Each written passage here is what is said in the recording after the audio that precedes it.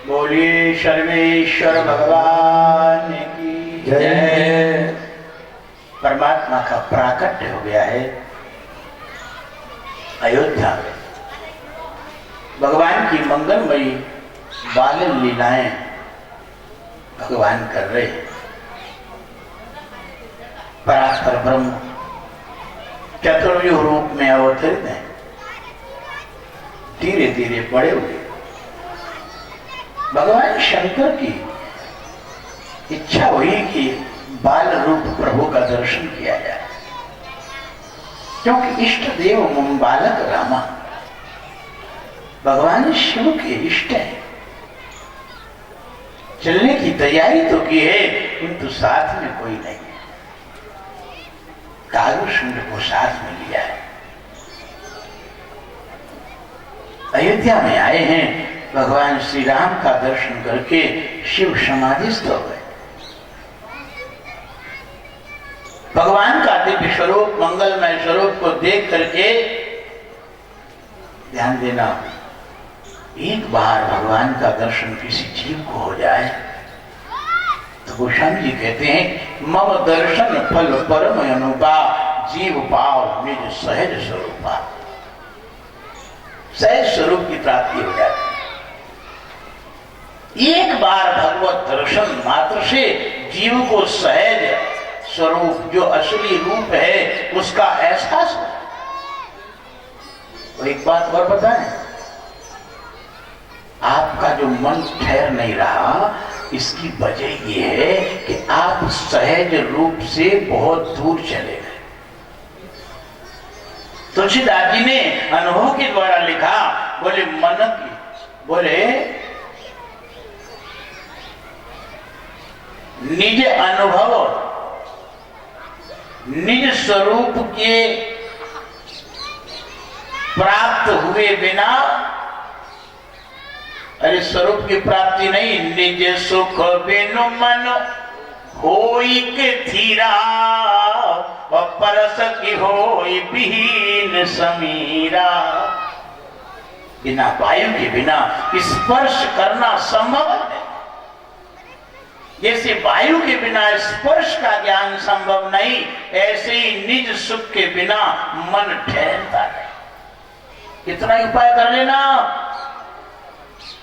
कितना ही रट्टा लगाए जाना, या आप रट्टा लगाते हो, जब करते हो, ये रट्टा ही लगाना है, चिंगम जैसे चबाना है, क्या होगा? कितने साल हो गए? अरे ईमानदारी से बताओ, इतने लोग बैठे हो, कितने दिन से जब कर रहे हो? कोई कहेगा 50 साल हो गए, कोई कहेगा 40 साल हो गए। और 40-50 साल तक जप करने के बाद भी तुमको मन में ठहराव नहीं आया, तो क्या अब और आगे संभावना बन रही है क्या? बोलो, ईमानदारी बता ना, बेईमानी मत करना। पिछले 40 सालों तक तुमने माला झोली कई उखाड़ डाली, कई मालाएं तोड़ डाली जप कर करके, क्या मन में ठहराव आया? मन में ठहराव ऐसे आता नहीं है। मन में ठहराव आता है निज सुख के मिलने पर। निज सुख बिनु मन होई के थीरा, परस की होई बीन समीरा। निज सुख क्या है? आज हो जाए दोनों बात। क्या आंख के द्वारा जो तुमको सुख मिलता है, ये तुम निज सुख है ये?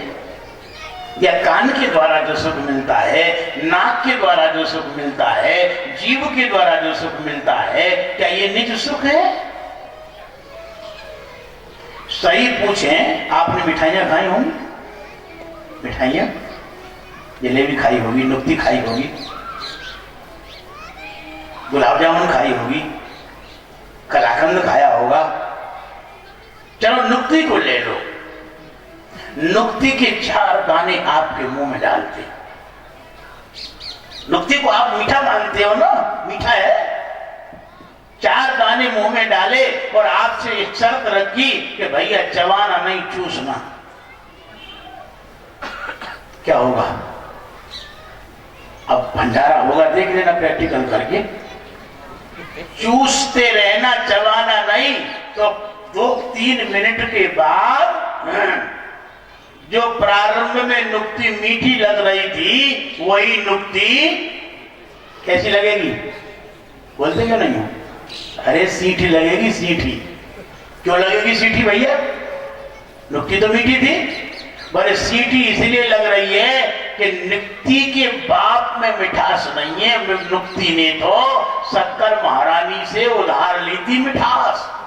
तो उधार व्यक्तियों का यही हाल होता है महाराज। हाँ, जो उधार व्यक्ति है उनका निजी तो कुछ है ही नहीं, वो दूसरों का है। अब दूसरों का दूसरे ने ले लिया, अब उसके पास क्या बचा? नुक्ति ने शक्कर से मिठास उधार जैसे ली है, कलाकंद ने शक्कर से मिठास उधार ली है, गुलाब जामुन ने शक्कर से मिठास उधार ली है। नुक्ति की बाप कौन है? कैसी बनती नुक्ति? अरे नुक्ति बनती है बेसन से। अब बेसन में बेसन खा के देखो, मिठास है कि नहीं? जब बाप में मिठास नहीं तो बेटा में कहां से आ जाएगी? दुनिया की जितनी मिठाइयां हैं, इन्होंने शक्कर महारानी से मिठास उधार ली है। बात सही कि नहीं? इनका निजी कोई मिठास नहीं। जैसे मिठाइयों के पास निजी मिठास नहीं, वैसे इंद्रियों के पास निजी कोई सुख नहीं। इंद्रियों ने भी सुख उधार लिया है, उधार। ध्यान देना, तुम्हारी आंख के द्वारा जो सुख झलकता है, तुम्हारे नाक के द्वारा जो सुख झलकता है, तुम्हारी जीव के द्वारा, तुम्हारी अन्य इंद्रियों के द्वारा जो सुखानुभूति होती है, वस्तुतः इंद्रियों का सुख नहीं है, वो सुख तुम्हारी चैतन्य आत्मा का है। किंतु ब्रह्मवश अज्ञानी ना समझ मोहरूपी संसार में जीवन जीने वाला जीवात्मा इन इंद्रियों के माध्यम से सुखानुभूति मान बैठता है।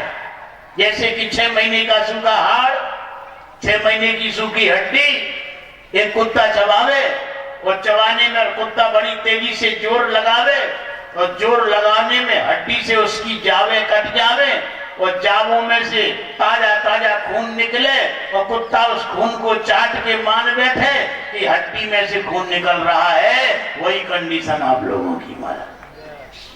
6 महीने की सूखी हड्डी में ताजे ताजे रक्त की कोई कल्पना की जा सकती है क्या? बोलो ईमानदारी से, कभी नहीं। ठीक इसी तरह से इंद्रियों के माध्यम से जो सुखानुभूति हो रही है, वस्तुतः वो सुख तुम्हारी चैतन्य आत्मा का है। किंतु आपने मान लिया है ये सुख आंख से टपक रहा है, ये सुख नाक से टपक रहा है, ये सुख कान से मिल रहा है, ये सुख जीभ से मिल रहा है। ये झूठी मान्यता क्यों हुई है? ये व्यामोह के कारण। मोह रूपी अंधकार में तुम्हारी चेतना पड़ी हुई है, इसलिए तुमको ये भ्रम हुआ है, ऐसा भ्रम हो गया। तो अभिप्राय ये हमारा कहने का कि तुम्हारा निज सुख जब तक नहीं मिलेगा तब तक मन स्थिर नहीं हो सकता। मन स्थिर हुए बिना कोई काम नहीं बनेगा।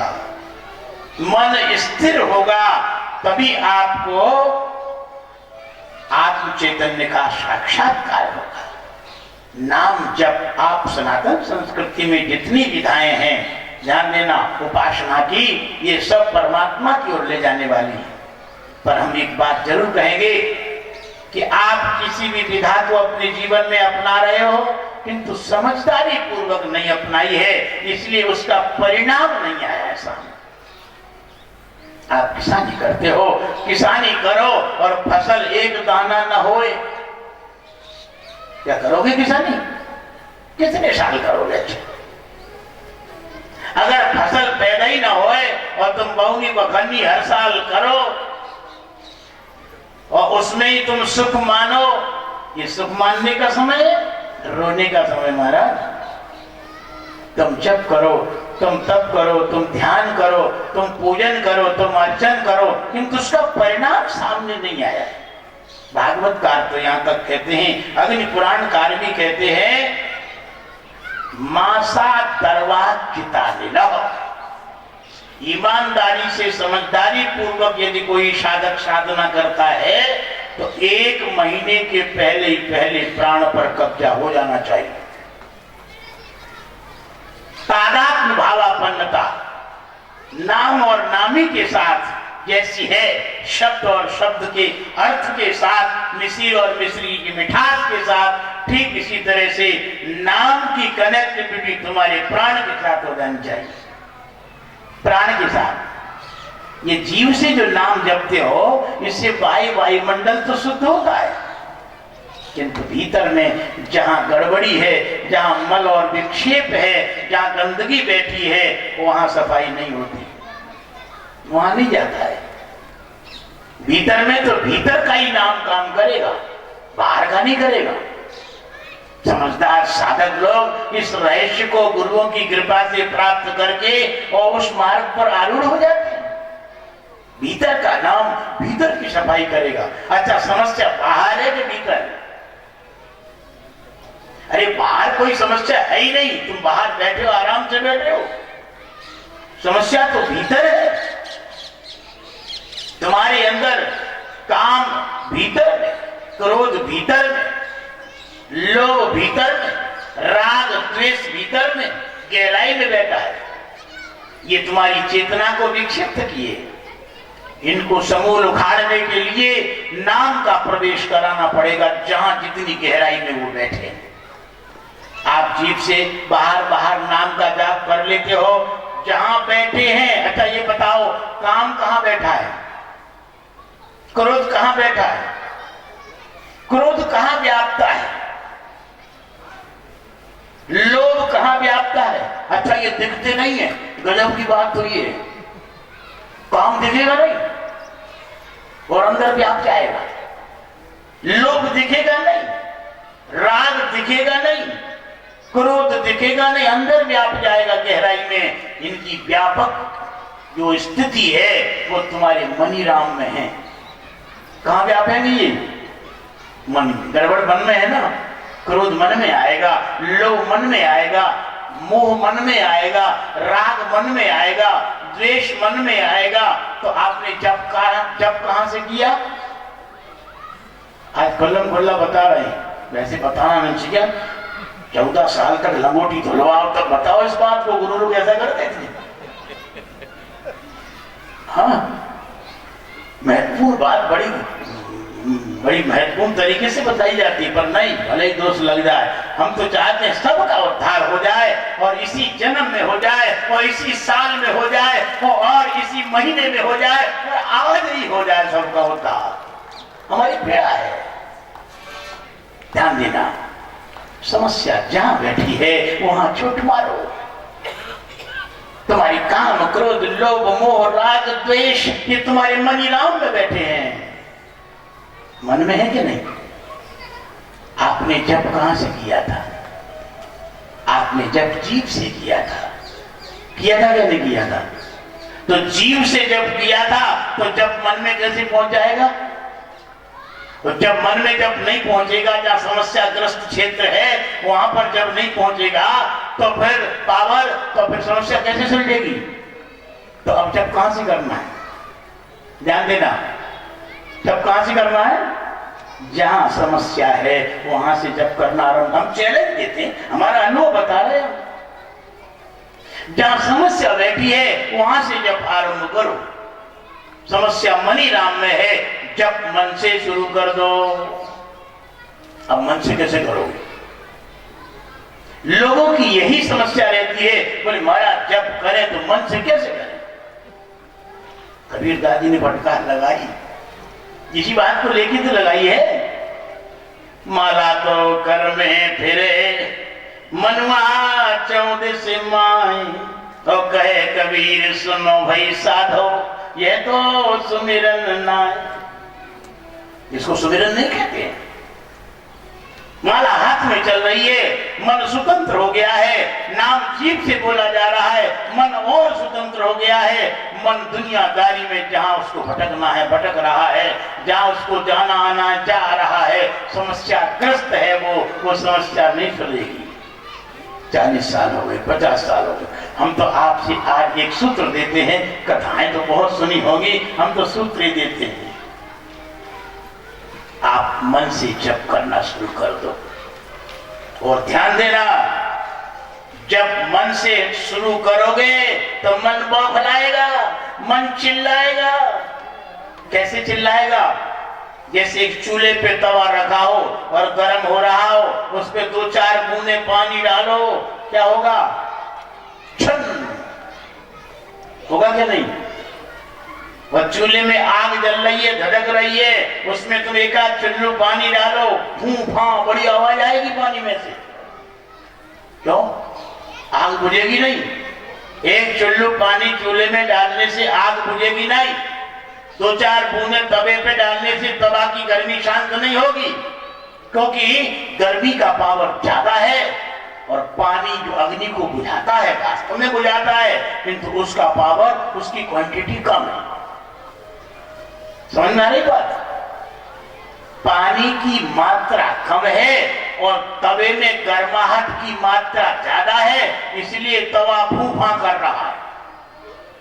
ऐसे ही संसार के विकारों की मात्रा तुम्हारे मन में ज्यादा है और नाम के पावर की मात्रा कम है, तो नाम जब करने बैठोगे तो मन फूफा करेगा, बौखलाएगा, चिल्लाएगा, भगाएगा, उठाएगा, दौड़ाएगा।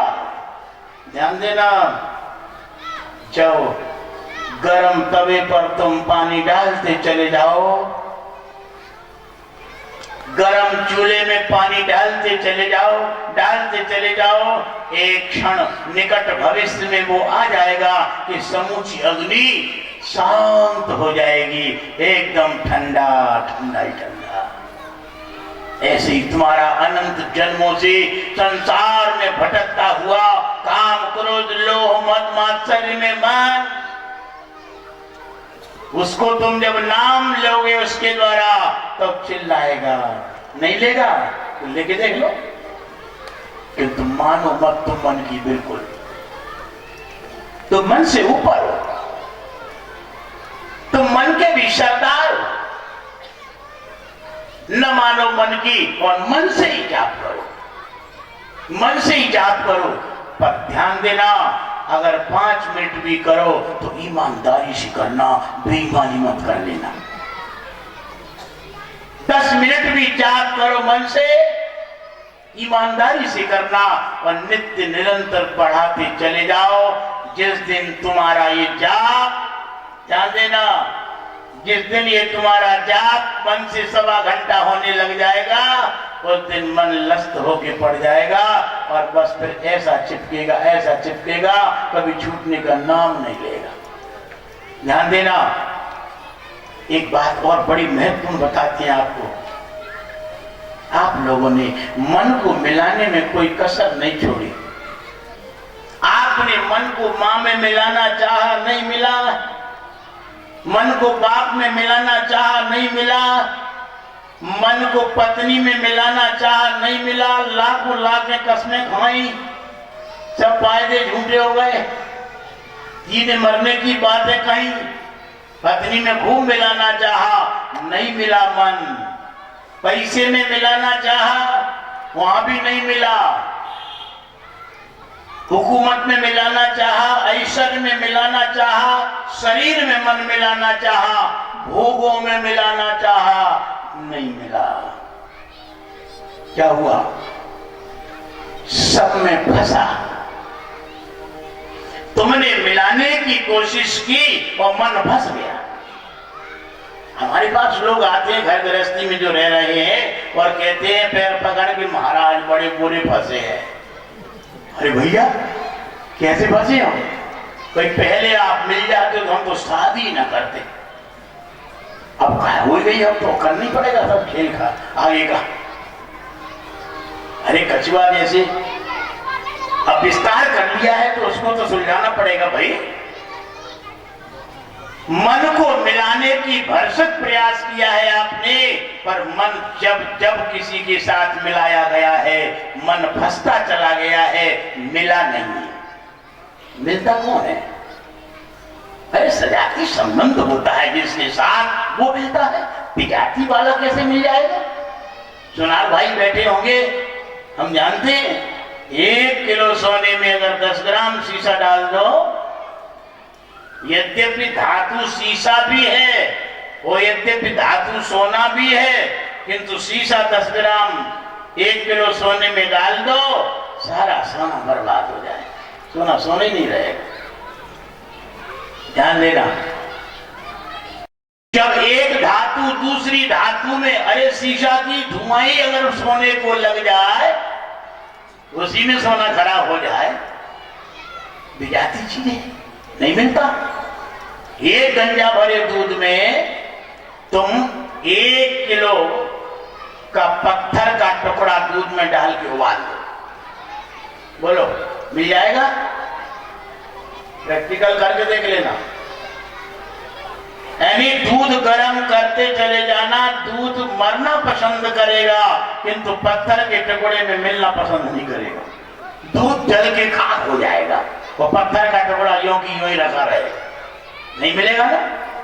ऐसे ही प्यारे भाइयों, हम चैलेंज देते हैं, तुम दुनियादारी में मरने वालों में जो चलायमान चीजें हैं, जो नाशवान चीजें हैं, उनमें मन मिलाना चाहोगे तो प्यारे कभी नहीं मिलेगा, पत्थर के टुकड़े के समान रखा रहेगा। वो चीजें मर जाएंगी पर मन नहीं मिल पाएगा। मन कहां मिलता है? कभी भी इस सृष्टि जगत में किसी भी जीवात्मा का यदि मन मिला है तो मन केवल परमात्मा में मिला है, आत्मा में मिला है, दूसरी जगह कहीं मिलता ही नहीं है। ये मन क्या है? ध्यान देना, मन कुछ है नहीं।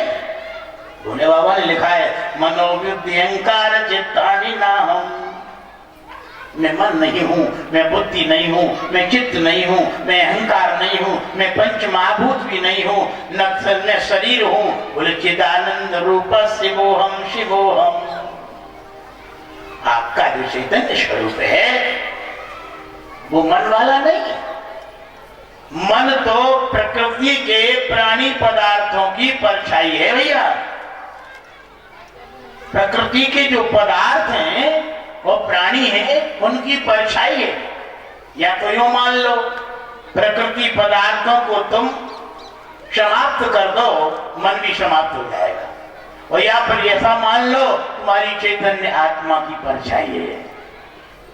मन चिदाभास है, चिदाभास है, बुद्धि भी चिदाभास है, अहंकार भी चिदाभास है, चित्त भी चिदाभास है। ध्यान देना, तो जब परछाई खत्म हो जाएगी, जब काया खत्म हो जाएगी तो छाया अपने आप खत्म हो जाएगी। इस तरह से आप साधना करो तो मन के द्वारा नाम जप करो, तो 1-1 घंटे का अभ्यास, पहले 5 मिनट का करो, धीरे धीरे बढ़ाते जाओ। 1 महीने अभ्यास करके हमारे पास आओ, फिर हम बताएंगे आगे की बात। बोलिए आनंद कंद भगवान की।